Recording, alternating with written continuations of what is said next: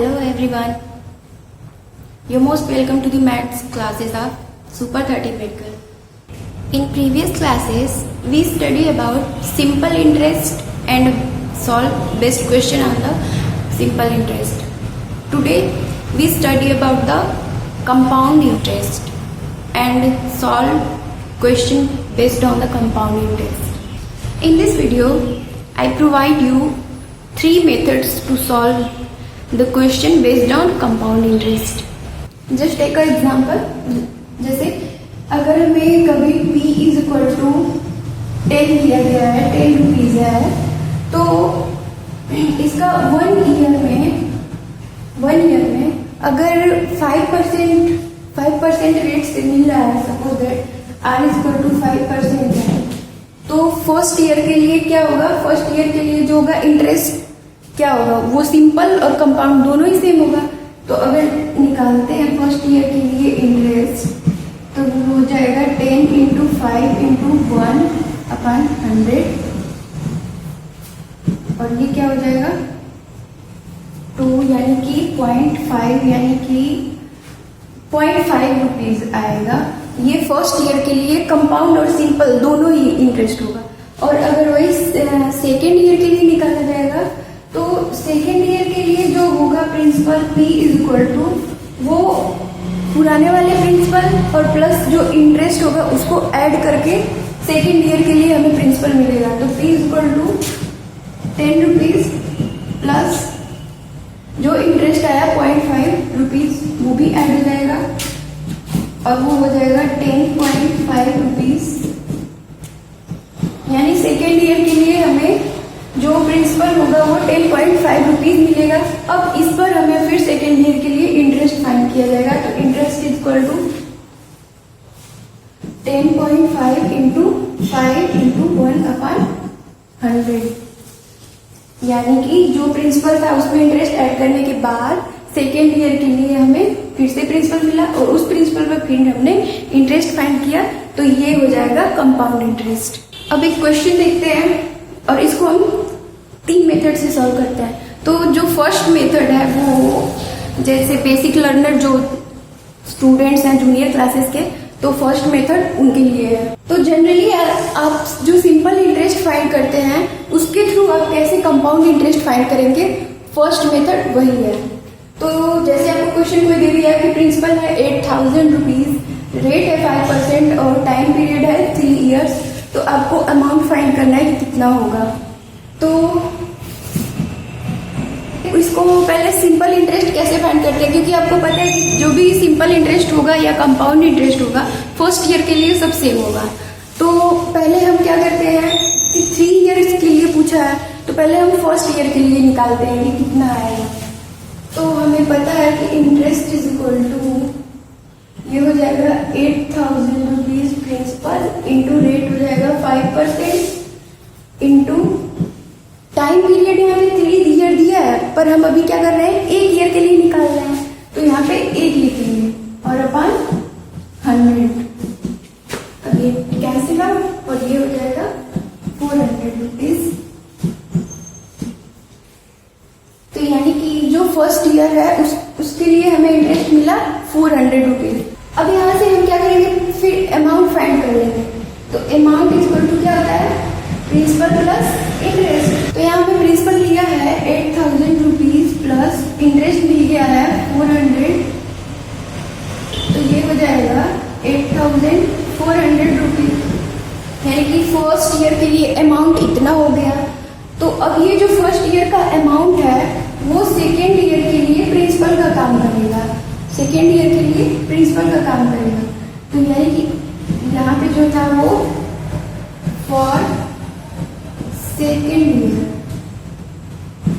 Principal equal to amount हो जाएगा ये वाला, और क्या है वो 8400 रुपीज. तो अब सेकेंड ईयर के लिए हम फिर से इंटरेस्ट फाइंड करेंगे.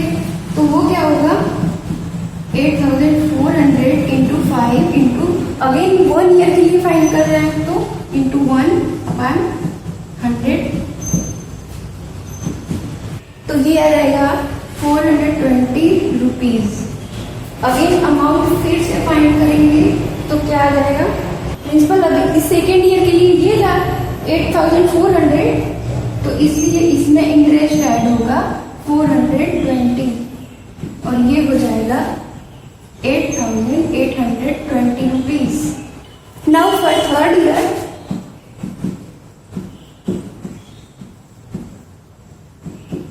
थर्ड ईयर के लिए फिर क्या होगा, जो ये सेकेंड ईयर का अमाउंट है वो थर्ड ईयर के लिए प्रिंसिपल का काम करेगा, यानी कि इसके लिए प्रिंसिपल हो जाएगा 8820 रुपीज।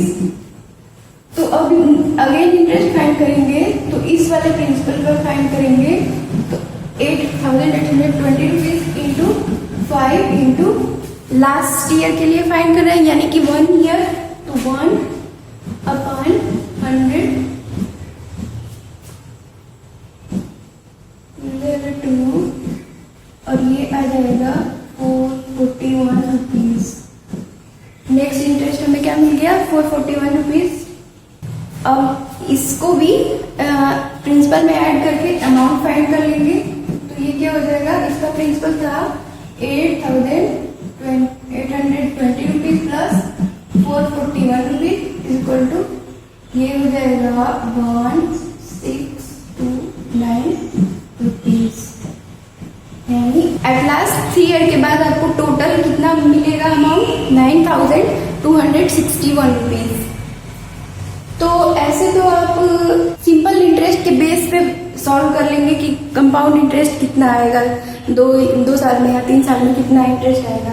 तो ये जैसे 2, 3, 4 साल तक पूछा तब तो ठीक है, इस मेथड से आप फाइंड कर लेंगे। लेकिन अगर ज्यादा टाइम इंटरवल के लिए पूछ रहा है, जैसे 5, 6, तो ये स्टेप बहुत ही ज्यादा लेंदी हो जाएगा। तो इसलिए अब फिर से सेकेंड मेथड अप्लाई करते हैं। देन आई होप पिछले मेथड से जूनियर क्लास के बच्चे समझ गए होंगे। अब इसी को इजी करने के लिए एक फार्मूला दे दिया गया है, तो उस फार्मूले से हम अब सॉल्व करते हैं। तो कंपाउंड इंटरेस्ट फाइंड करने के लिए ये फार्मूला होगा, जिसमें amount is equal to principal under bracket 1 plus rate upon 100 और ओवरऑल का पावर जो है टाइम पीरियड, यानी कि उसको एम से डिनोट किया गया है, जो टाइम पीरियड है। तो इस फार्मूले में हम सारी वैल्यू पुट करके इजीली वही चीज फाइंड कर सकते हैं। तो इस क्वेश्चन को फिर से इस फार्मूले से देखते हैं तो क्या होता है। इसमें पहले हमको क्या मिलेगा, पहले ही अमाउंट फाइंड हो जाएगा, इंटरेस्ट यहाँ पे नहीं फाइंड हो रहा है, क्योंकि यहाँ इस क्वेश्चन में तो अमाउंट ही पूछा है, तो ठीक है, इस फार्मूले से डायरेक्ट अमाउंट मिल गया। फिर अगर इंटरेस्ट भी पूछता है तो अमाउंट फाइंड करके फिर अमाउंट में से प्रिंसिपल सब्ट्रैक्ट कर देंगे, इंटरेस्ट भी फाइंड हो जाएगा। Then let's solve. प्रिंसिपल यहाँ पे दे दिया आपको 8000 रुपीज इंटू 1 प्लस आर की वैल्यू है 5% अपॉन 100, एन की वैल्यू है 3 ईयर, ये हो जाएगा 8000 इंटू ये कैंसिल आउट होगा 20 और ये सॉल्व होकर क्या हो जाएगा 21/20 का क्यूब।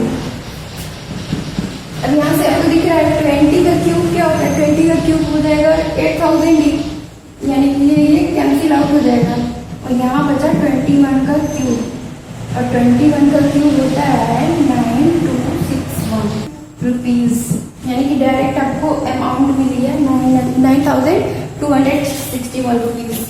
तो फार्मूला अगर याद रखेंगे तो उतना सारा स्टेप नहीं करना पड़ेगा, डायरेक्टली हो जाएगा, बस थोड़ा बहुत कैलकुलेशन करेंगे और हो जाएगा। अब नेक्स्ट इससे भी ज्यादा इजी मेथड से देखते हैं कि कैसे कैलकुलेट कर पाएंगे। ये जनरली अब आप जैसे बोर्ड एग्जाम्स वगैरह में इस मेथड से सॉल्व कर सकते हैं, बट अगर कॉम्पिटिटिव एग्जाम में सॉल्व करना है और इससे भी ज्यादा कम टाइम में और इजीली सॉल्व हो जाए, उसके लिए अब नेक्स्ट मेथड देखते हैं। तो जो नेक्स्ट मेथड है उसमें हमें रेट से मतलब है, रेट को लेके चलना है। तो रेट का मतलब क्या है, 5%, यानी कि 5% का मतलब क्या होता है 5/100, का मतलब तो यही होता है 5/100 और ये कैंसिल आउट हो जाएगा तो क्या बचेगा 1/20, यानी कि हमारा जो भी अमाउंट या प्रिंसिपल रह रहा है, जो भी प्रिंसिपल रह रहा है उसके 20 पर हमें 1 की इंक्रीमेंट हो रही है, कन्वर्जन पीरियड में 1 की इंक्रीमेंट हो रही है। तो यानी इसको हम लिख सकते हैं कि अगर हमारा प्रिंसिपल 20 है प्रिंसिपल 20 है तो अमाउंट जो है हमें कितना मिल रहा है 21, बिकॉज 20 पे 1 की इंक्रीमेंट हो रही है तो एक बढ़ रहा है और 20 है ही तो 21 हो जा रहा है, यानी कि फर्स्ट ईयर में 20 पे 21 हुआ। सेम है सेकेंड ईयर पे भी 20 पे 21 हो गया, थर्ड ईयर में भी 20 पे 21 हो गया। अब ये एक शॉर्ट ट्रिक टाइप है, तो यहाँ से हम क्या करेंगे, इन तीनों का और इन तीनों का आपस में मल्टीप्लाई कर देंगे। इन तीनों का आपस में मल्टीप्लाई होगा, ये मल्टीप्लाई और इसके मल्टीप्लाई के साथ ही ये आपस में डिवाइड रहेगा। अगर यहाँ से इसमें या इसमें से कुछ भी कैंसिल आउट होने लायक है तो उसको हम कैंसिल आउट करेंगे, पर यहाँ पे कुछ कैंसिल होने लायक है नहीं तो इसलिए हमें सिर्फ गुणा करना पड़ेगा। तो इसका मल्टीप्लाई करते हैं अगर, तो ये कितना हो जाएगा टोटल 20 × 20 × 20 हो जाएगा 8000 रुपीज़, और ये 21 × 21 × 21 × 9261 रुपीज़। तो अब हमें यहाँ से क्या दिख रहा है कि प्रिंसिपल अगर 8000 है तो अमाउंट क्या आ गया 9261। तो यहाँ पे तो हमें कंपेयर करने की जरूरत भी नहीं पड़ी, बिकॉज हमें प्रिंसिपल खुद ही दिया गया था कि 8000 है। 8000 पे हमें डायरेक्ट मिल गया कि अमाउंट क्या है 9261 रुपीज़। तो यहाँ आपको ज़्यादा कैलकुलेशन या फिर ज़्यादा मेहनत नहीं करनी है, फार्मूले का यूज़ भी नहीं करना है, बस ये समझना है कि रेट क्या दिया है और कैसे इंक्रीमेंट हो रही है, उसके बेस पे सॉल्व कर लेना है। अगर यहाँ पे डायरेक्ट आपको जो दिया गया प्रिंसिपल है वो नहीं मिल रहा है तो हम कंपेयर करेंगे। जस्ट लाइक अगर सोचिए 8000 दिया है और यहाँ पे हमें 4000 आ गया और इसका अमाउंट जो है वो सॉल्व करने पर आ गया 4630.5 रुपीज़। देन हमें फाइंड करना होगा कि 8000 रुपीज़ पर हमें कितना अमाउंट मिलेगा। तो वही हम जो यूनिटरी मेथड है वो यूज कर लेंगे कि 4000 पे इतना अमाउंट मिल रहा है, तो यानी कि तब एक यूनिट पे कितना मिलेगा, एक यूनिट पे कितना हमें मिलेगा। तो यहाँ से एक यूनिट की वैल्यू निकाल लेंगे कैलकुलेट करके, उसके बाद से फिर हम 8000 का निकाल लेंगे। जैसे यूनिटरी मेथड जैसे अप्लाई किया जाता है सेम है यहाँ से वैसे अप्लाई कर लेंगे। Let's see another question.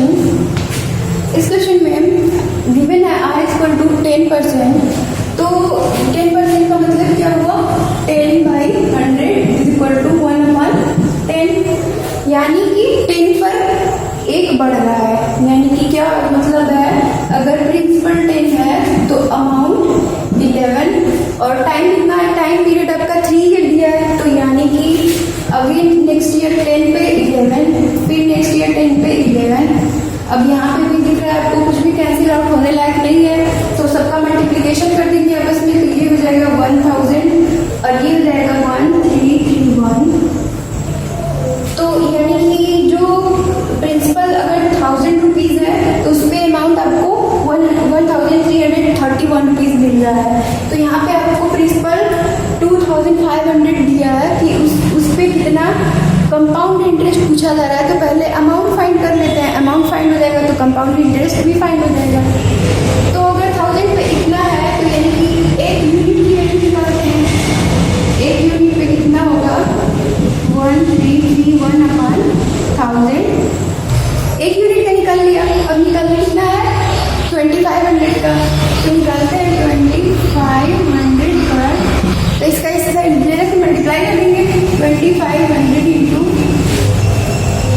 1331/1000, ये हो जाएगा कैंसिल आउट, हो जाएगा 25। अब इसका मल्टीप्लाई करके 2 से डिवाइड कर लेंगे, तो ये हो जाएगा 5 1 5 5 3 15 616/2 इज इक्वल टू, अब ये आ जाएगा 3 3 2 4 2 से आएगा 14.5 रुपीज़। तो ये हमें क्या मिला 2500 रुपीज़ पर इतना हमें अमाउंट फाइंड हुआ है, और पूछा क्या जा रहा है कंपाउंड इंटरेस्ट। तो कंपाउंड इंटरेस्ट फाइंड करने के लिए क्या करेंगे, इसमें से इसको सब्ट्रैक्ट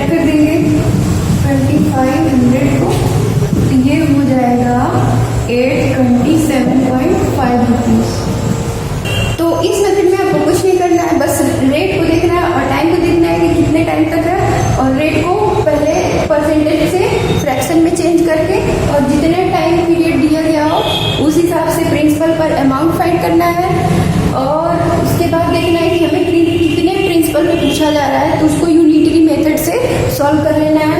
उसके बाद अगर कंपाउंड इंटरेस्ट पूछ रहा है तो उसको भी निकाल लेंगे बस। Then I hope you like all the method which are providing to solve the compound interest questions. Thank you for watching. For more updates, subscribe to our channel, click the show links and enjoy watching the videos.